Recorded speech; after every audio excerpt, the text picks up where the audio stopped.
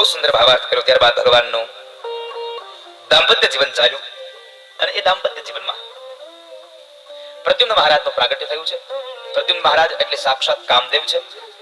પ્રદ્યુમ્ન મહારાજ પ્રગટ થયા, જન્મા છે. ત્યારબાદ આગળ જતા ભગવાનના અનેક લગ્નોની ગાથા બતાવી છે. ભગવાનનું પહેલું લગ્ન રૂકમણી સાથે, બીજું લગ્ન જાંબવાનની દીકરી જાંબવતી સાથે થયું.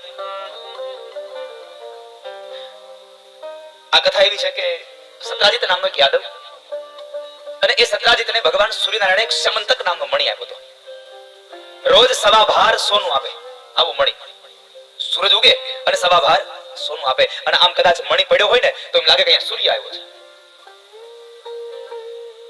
અને એ સમંતક મણીને બધા બહુ પ્રશંસા કરતા. ભગવાન કૃષ્ણ પણ એને જોવા માટે ગયા અને એની પ્રશંસા કરી એમણે.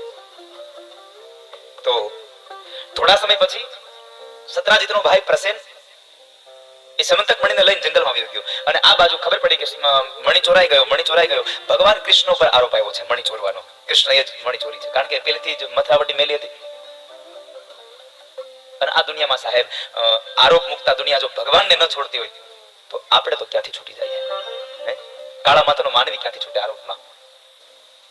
એક મારી પ્રાર્થના છે આપણે, સત્ય વાતની ખબર ન હોય ને તો એના વિશે કોઈ દિવસ નિવેદન ના આપવું, કોઈ દિવસ ના આપવું. અને સત્ય ખબર હોય તો એકાંતમાં નહીં, જાહેરમાં જઈને વાગોળવું સાહેબ. સત્ય બધાને ખબર પડી જોઈએ. સત્યમ પરમ ધીમહિ, સત્યમ પરમ. સત્ય બધાને કહો. એ તો લોકો એમ કહે છે સત્ય કડવું છે, કડવું. સત્ય કડવું છે જ નહીં, કારણ કે સત્ય તો સત્ય છે. લીમડો લીમડો રે કા આંબો થઈ જાય. લીમડો કેવો છે પાછો એને મીઠો કેવો છે તેમાં મેળ ન આવે. એમ સત્ય પણ કહેવું છે ને કડવું. સત્ય હંમેશા સત્ય જ રહે. એને કડવાને મીઠાશ ને એને સ્વાદને શું લેવા દેવા? મારે તો ઘણી વખત એવું થાય, સમજી દાદા, હું આમ કથા કરતો હોઉં ને, આમ સ્વાભાવિક મારો અહીંયા બેઠા પછી મારી એક સ્વાભાવિક વૃત્તિ હોય, હું આમ બધા બેઠા તો હું નામ લેતો હોઉં તો ઘણા મન નહોતી કે એના કઈક હગા લાગે છે, એને કઈક કબર મોટું આપ્યું લાગે છે. એટલે આમ માણસની એક મનોગ્રંથિ હોય. હું આમ જોતો હોઉં ને તો બધા એમ થાય, હું આમ નજર નાખી જોતો, દાદા કેમ ભાઈ આમ વારે જોઈને કથા કરતા હશે. એટલે હું અહીંયા બેઠા પછી મારી સમદ્રષ્ટિ હોય. હું નીચે ઉતર્યા પછી હું કરું એ તમે જુઓ. અહીંયા બહેનો શું કરું તો જુઓ તમે, મારી સમદ્રષ્ટિ હોય.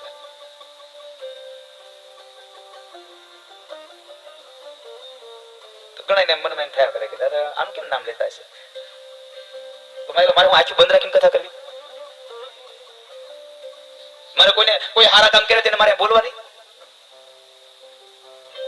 સત્ય તો હું અહીંયા ગમે તેને કહી શકું સાહેબ, કારણ કે હું સત્ય કહેવા માટે બેઠો છું. અને મેં સત્ય કદાચ એક દિવસ કહી દીધું તમને કદાચ ખ્યાલ હોય ન હોય મને ખબર નથી. કેટલા લોકોને ખબર છે મેં સત્ય અહીંયાથી કોઈ જાતનો ભેદ રાખ્યા વગર કહી દીધું? કેટલા લોકોને ખબર છે? બોલો.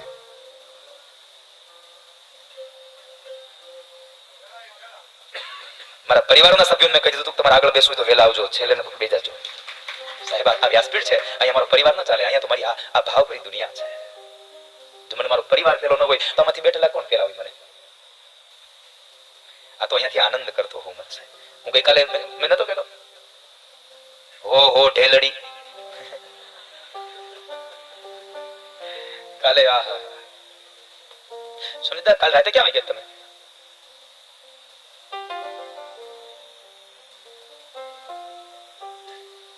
આજ આખી રાત નથી હું તો બોલું.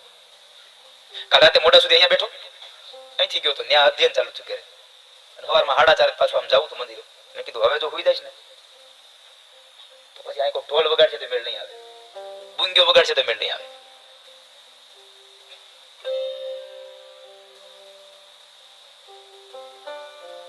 એટલે કાલ તમે ઓલું ઉતાર્યું કે નહીં કેસરી? ઉતાર્યું, બતાવ્યું, એ જ ચાલુ છે. પણ અહીંયા અમારે એલઈડી નથી ને. જો કેટલા ભાગ્યશાળી છે આપણા બધા, ઘરે બેઠીને જે કથા સાંભળે છે. એ લક્ષમાં આપણે કાલ રાતે અહીં રાસ રમતા હતા ને બધા, એ જોવે છે અત્યારે બોલું બધા ઓહો ઢેલડી. પણ આનંદ હતો. એ કેમ રમતા હતા બધા ખબર છે? તમારે પૂછવું હોય ને, જેટલા લોકો હોટલમાં ગયા છે ને એને પૂછજો, જેટલા લોકો અહીંયા રોકાઈને જેને મજા કરી છે ને એને પૂછજો મજા ક્યાં આવી. સાચું બોલજો, ભગવાન સાક્ષી રાખીને કહેજો અહીંયા તમને મજા આવી કે ના આવી. કોઈને ખબર નથી પડતી હું કઈ, કોઈને હોવા નથી ખબર પડતી. બોલો. અને થતું આમ બરાબર થતું હતું. ગરદી નો થાય. રાતે 1-2 વાગ્યા જે લોકો ગીત ગાયા હોય ને રેમા હોય ને એ પછી સવારે મોડા સુધી જે વેલા 10 વાગ્યામાં હોઈ જાય હોય એ વેલા ઉઠીને કેવી વ્યવસ્થા જળવાઈ જાય બોલો. ન ભીડ થાય ન કઈ થાય. પણ આ 7 દિવસનો આજે પ્રેમ અહીંયા પૂરો થઈ જાય હમણાં કલાકમાં. પછી ઉતારા કરી ઘોડે ચડજો મારા મહેરબાન, હાલો ને આપણા મલકમાં. ઉતારા કરી ઘોડે ચડજો મારા મહેરબાન, હાલો ને આપણા મલકમાં. આપણા મલકના માયાળુ માનવી, આપણા મલકના માયાળુ માનવી, આપણા મલકના માયાળુ માનવી, આપણા મલકના માયાળુ માનવી. આયા મેલીને વયા જાશુ મારા મહેરબાન, હાલો ને આપણા મલકમાં. હાલો જઈ હાલો ને આપણા મલકમાં. એ મેરી માયા મેલીને વયા જાશુ મારા મહેરબાન, હાલો ને આપણા મલકમાં. એવી માયા મેલીને વયા જાશુ મારા મહેરબાન, હાલો ને આપણા મલકમાં. હમણાં 4 વાગશે ને બધાના બિસ્તરા પૂર્ણ થયા. અડધા તો વયા ગયા. અત્યારમાં ટ્રેન નથી કોઈની. તો એ આપણા વાળા નહીં હોય, ડાયરેક્ટ વાળા છે.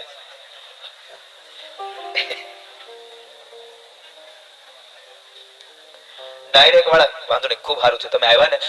અમારી લાજ રાખી આ હોલ તમે બધાએ ભરી દીધો. અમે તો 30 જણા દેવા હતા.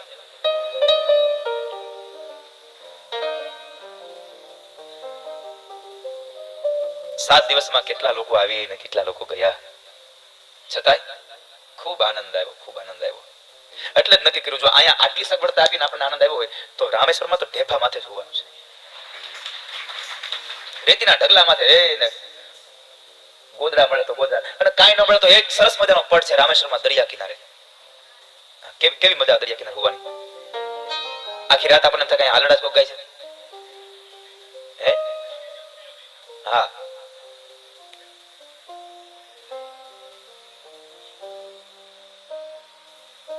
રામેશ્વર જશું. ભગવાનના અનેક લગ્નો થયા. એમાં બીજું લગ્ન જ્યારે ભગવાન સમંતક મણી લેવા માટે ગયા ત્યારે જામવાનની પુત્રી જામવતી સાથે લગ્ન થયા. ત્રીજું લગ્ન ભગવાનની સત્રાજીતની દીકરી સત્યભામા સાથે થયા. સૂર્ય તનયા કાલિંદી, કાલિંદી એટલે યમુના, કાલિંદીની સાથે ભગવાન પરિણ્યા છે.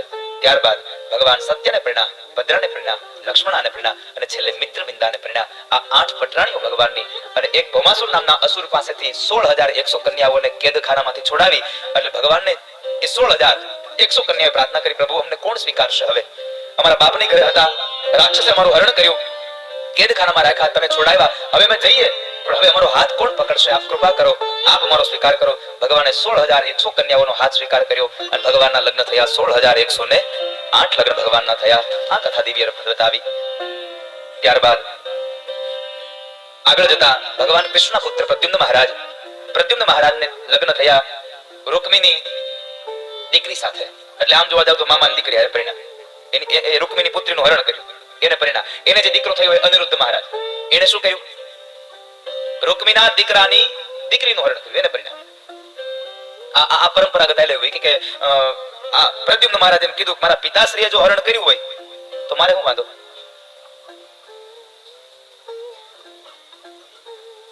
અનિરુદ્ધ મહારાજના લગ્ન એની સાથે થયા.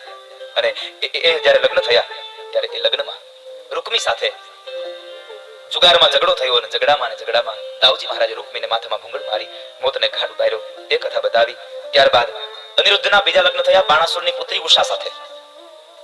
મૂર્તિઓ 1, કન્યા 1, લગ્ન 3 વાર. પેલા લગ્ન સ્વપ્નમાં થઈ ગયા. બીજું લગ્ન એની બહેનપણીએ મહેલના ઝરૂખામાં કરાવી દીધા. અને ત્રીજું લગ્ન ધામધૂમથી થયા છે. આ કથા છે ઉષાહરણની. અને આપણા બધા માટે કથા છે ઓખાહરણની. આપણે શબ્દનો અપભ્રંશ કરી નાખ્યો, ઓખાહરણ.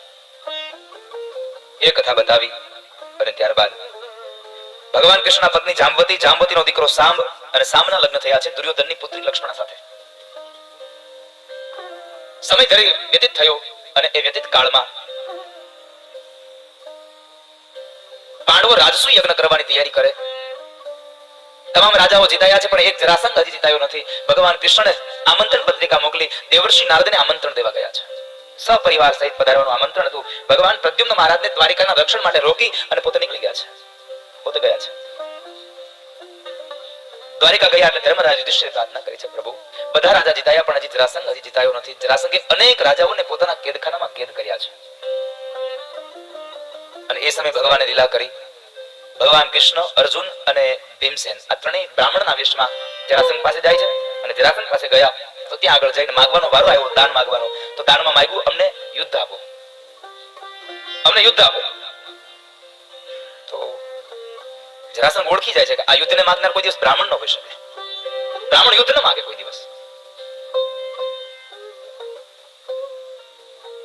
જરાસંઘ અંતે ભગવાનને ઓળખી ગયા. ભગવાનને કહે છે, વાસુદેવ, હું તમને ઓળખી ગયો છું,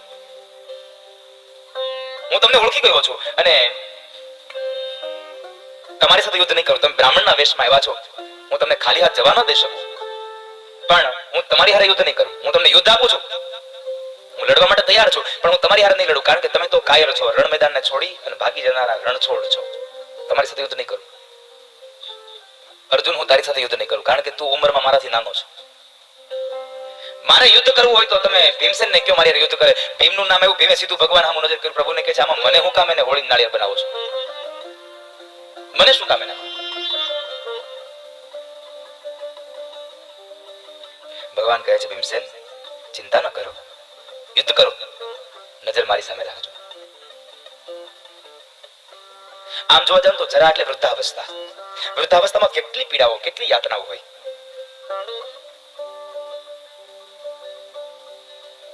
વૃદ્ધાવસ્થામાં ઘણી બધી યાતનાઓ હોય. ભગવાન એમ કહે છે કે એ યાતનામાંથી જ્યારે વૃદ્ધાવસ્થાની સાથે જ્યારે જીવ યુદ્ધ કરતો હોય, સમય પસાર થતો હોય, ત્યારે ભગવાન એમ કહે છે કે હે જીવ, ભલે તારી વૃદ્ધાવસ્થા આવી જાય, પણ એ સમયે પણ જો તું નજર મારી સામે રાખીશ ને, તો આ જરા પણ તને જરાય યાતના નહીં આપી શકે, તને દુઃખ નહીં આપી શકે.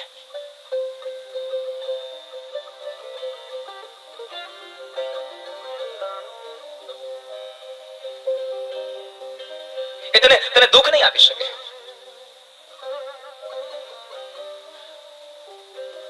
ભગવાનમાં તમે જો તમારું મન રાખો, તમારું ધ્યાન રાખો, તો તમને દુઃખ ના આવે.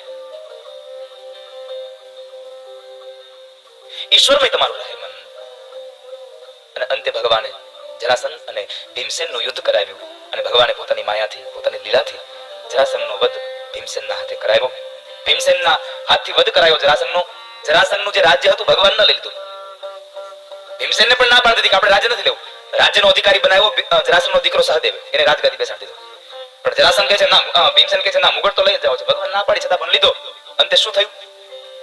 પરીક્ષિતને શાપ ભોગવવો પડ્યો. કારણ કે પરીક્ષિતે માથામાં જે મુગટ પહેર્યો હતો ને, એ મુગટ હતો જરાસંઘનો. એ જરાસંઘનો મુગટ હતો.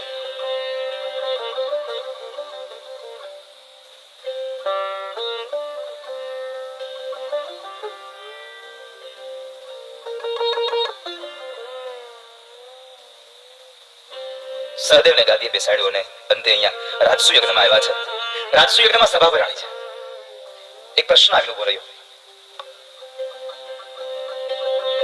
એક પ્રશ્ન આવીને ઉભો રહ્યો કે આપણે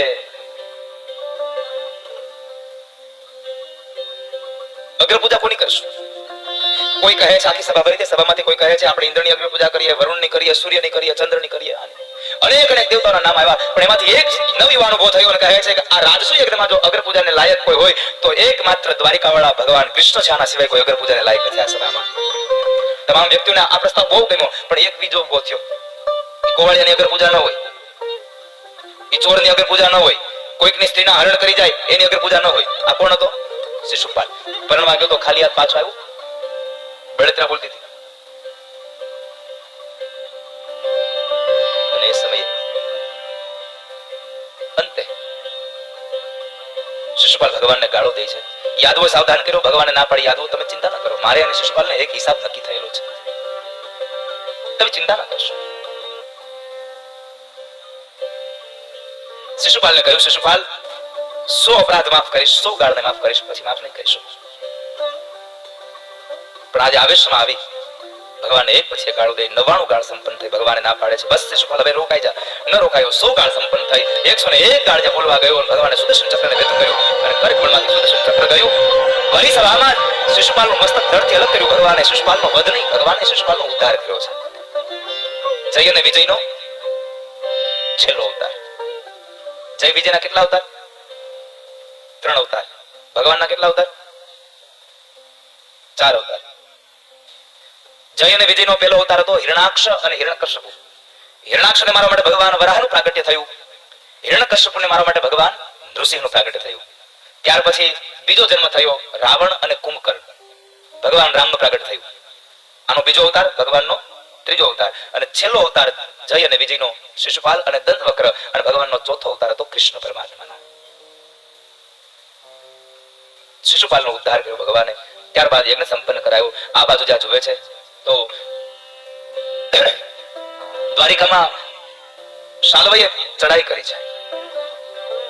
શાલ્વએ ચડાઈ કરી. પ્રદ્યુમ્ન મહારાજ ગવાયા છે, બરાબર યજ્ઞ સંપન્ન કરી ભગવાન આવ્યા છે. ભગવાન હવે પોતે યુદ્ધ કરી રહ્યા છે. યુદ્ધની દોર પોતાના હાથમાં લીધી. ભગવાન પોતે યુદ્ધ કરી રહ્યા છે. શાલ્વના દિવ્ય વિમાનનો નાશ કર્યો. ત્યારબાદ શાલ્વનો નાશ કર્યો ભગવાને. ત્યારબાદ દંતવક્રને માર્યા છે, વિદુરથને માર્યા છે. અહીંયા દંતવક્ર અને શિશુપાલ બેવ મરાયા અને ભગવાને જય અને વિજયને પોતાના ત્રીજા જન્મમાંથી મુક્તિ આપી. એ કથા બતાવી. ત્યારબાદ આગળ જતા પરીક્ષિત રાજાએ પ્રશ્ન કર્યો છે, બાપજી મેં એવું સાંભળ્યું છે કે ભગવાન કૃષ્ણને સુદામા નામનો એક મિત્ર હતો. હા રાજા, તે બરાબર સાંભળ્યું છે. તો બાપજી એક કામ કરો ને, એ બે મિત્રની કથા મને કરો ને, મારે સાંભળવી છે. એ મિત્ર કેવા હતા મને મને મને સાંભળવું છે, મને સંભળાવો. બહુ દિવ્ય ગાથા છે, બહુ સુંદર ગાથા છે. મિત્ર કેવો હોવો જોઈએ? જિંદગીમાં 60 મિત્ર ન કરો.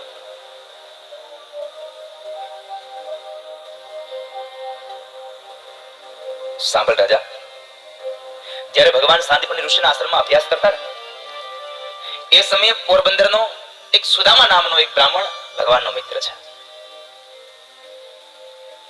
ગરીબ છે, દરિદ્ર છે, કંગાળ છે. પણ ભાગવતકાર એમ કહે છે કે હે ધરતીના જીવાત્માઓ, સુદામાને ગરીબ કઈ ગાળો ન દેશો. સુદામાને કોઈ ગાળ ન દેશો, ગરીબ કઈ નહીં. જો મને કહેવાનો અધિકાર મળે તો હું એટલું કહી શકું, આ દુનિયાનો સૌથી અમીર માણસ કોઈ હોય તો એ સુદામા બ્રાહ્મણ છે. સૌથી અમીર છે. કારણ પેલી વેલી વાત હોય છે કે કૃષ્ણ આસિત સખા. ભગવાન કૃષ્ણ મિત્ર છે. મિત્રનું ધનની પાસે બહુ સારું છે. કૃષ્ણસ્યાસીત સખા કશ્ચિદ બ્રાહ્મણો બ્રહ્મવિત્તવ વિરમિત ઇન્દ્રિયાર્થેષુ પ્રશાંતાત્મા ચિત્તે. પ્રશાંત આત્મા ગમે તેવી સ્થિતિમાં શાંત રહે એ પ્રશાંત આત્મા છે.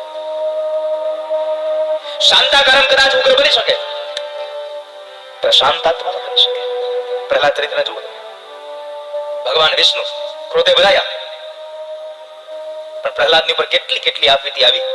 એક પણ જગ્યાએ કોઈ જગ્યાએ પ્રહલાદ ગરમ થઈ એવું બતાવો એટલે પ્રહલાદને પ્રશાંત આત્મા કહ્યો છે. શાંત નહીં, પ્રશાંત કહ્યું છે. શાંત હોય હજી પણ ગરમ થઈ શકે, પણ પ્રશાંત તો સદૈવ માટે પોતાની સ્થિર ગંભીર ગમે ત્યાં જોવું સાહેબ, ગમે તે પરિસ્થિતિ હોય પોતાના કર્મમાં કુશળ હોય. આના માટે મેં નીતિ શતકનો શ્લોક કહ્યો હતો, નિંદન્તે નીતિ નિપુણા. આ દુનિયા તમારી નિંદા કરે તો ભલે, અને આ દુનિયા તમારી સ્તુતિ કરે તો ભલે, તમારે તમારો ક્રમ જાળવી રાખવો. તમારે ન છોડવું. દુનિયા ગમે તે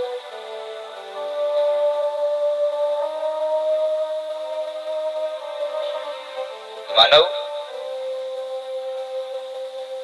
પેલા તું કેમ અત્યારે તોફાને ચડ્યો?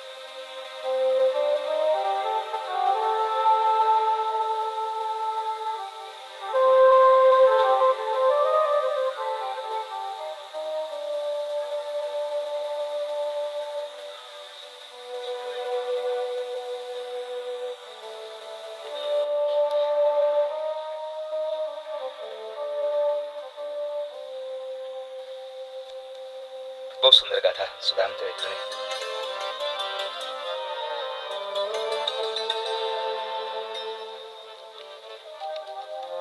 કૃષ્ણસ્ય આસિત સખા કશ્ચિદ બ્રાહ્મણો બ્રહ્મવિત્તમ.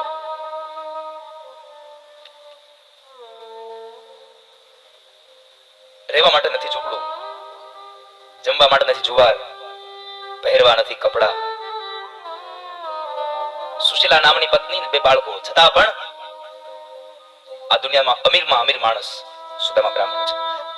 શું કામે? અત્યારનો કરોડપતિ માણસ, અબજોપતિ માણસ ભગવાન પાસે જાય એટલે ભગવાન પાસે માંગ્યા વગર રહી ન શકે. અને આ એકમાત્ર બ્રાહ્મણ એવા હતા સુદામા કે જેણે આ દુનિયાનું સર્વશ્રેષ્ઠ વ્રત છે અયાચક વ્રત, કોઈની પાસે માંગવું નહીં, આ કોઈની પાસે માંગવું નહીં, આવું વ્રત લઈ અને સુદામદેવ બ્રાહ્મણ બેઠા છે. 2 હાથવાળા મનુષ્ય પાસે તો ન માંગવું, 1000 હાથવાળા હરિ પાસે પણ કોઈ દી ન માંગવું. એને આપવું હોય તો આપે, નકર કાંઈ. આવો આવો તપોનિષ્ઠ બ્રાહ્મણ સુદામદેવ.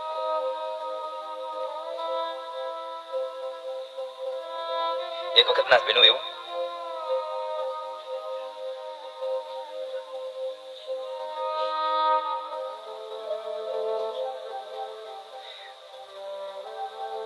સુદામાના 2 બાળકોની માં સુશીલાને કહે છે, માં બહુ ભૂખ લાગી છે, જમવા આપો ને, બહુ ભૂખ લાગી છે. સુશીલા ઉપર નજર કરીને વિચાર કરે, શું કરું? ભગવાનને એટલું જ કીધું સુશીલાએ, પ્રભુ તમારે મને માં બનાવી હતી તો થોડુંક ધન આપવું હતું, અનાજ આપવું હતું, અને જો આટલી જ ગરીબાઈ રાખવી હતી તો તમારે મને માં નહોતી બનાવી. કારણ અમારા દીકરાઓ ભૂખા ટળવળે છે ને, મારાથી નથી જોવાતું.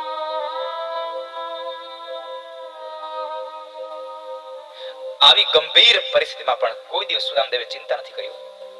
અને શ્રીમદ મહાપ્રભુજી એમ કહે છે, ચિંતા કાપી ન કાર્ય, ચિંતા કાપી ન કાર્ય. આ જિંદગીમાં એક પણ કાર્યમાં તમે ચિંતા ન કરો, તમારા તમામ કાર્યમાં માત્ર કૃષ્ણનું ચિંતન કરો, તમારી ચિંતા લાખ ગાંવ સુધી દૂર રહેશે. માત્ર ચિંતન કરો કૃષ્ણનું, તો પરમાત્માનું ચિંતન કરો. તમે ભગવાનનું ચિંતન કરો, ભગવાનમાં તમે ભ્રમણ કરો. તમારું ભ્રમણ પૂરું થાય એટલે યથાસ્થાને તમે સ્થાપિત થઈ જાઓ.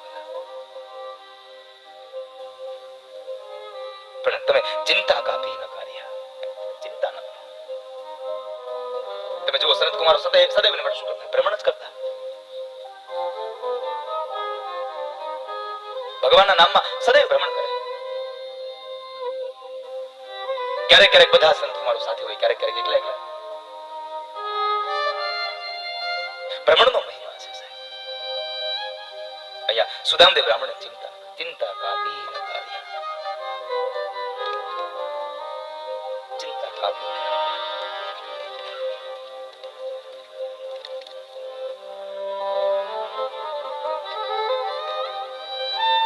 સુશીલા ભગવાનને